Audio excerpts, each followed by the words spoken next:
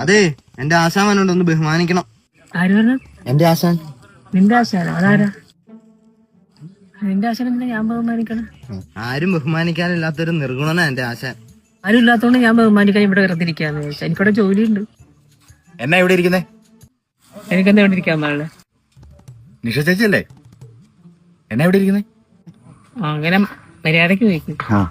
ഇവിടെ അനീഷ് ഉറുമ്പില് ഡയറക്ടറിന് ഒരു സിനിമ എടുക്കുക പോരെന്ന് പറഞ്ഞിട്ട്. അപ്പൊ അതിന്റെ ഷൂട്ടിങ്ങിന് വന്നത് അഭിനയിക്കാനായിട്ട്. ഞങ്ങൾക്ക് രണ്ടുപേർ കൂടെ ഒരു അവസരം മേടിച്ചു തരാമോ?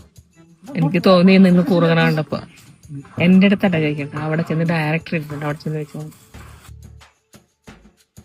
ഹലോ, അവിടെ ചോദിച്ചോട്ടെ. ഈ പച്ച ഇല എന്റെ, പഴുത്ത ഇല നിന്റെ. ഇവിടെ വന്നിട്ട് വേണം ഡയലോഗ് പറയാൻ. ഇല്ല ഡയറക്ടർ തന്തയ്ക്ക് വിളിക്കും. ആക്ഷൻ.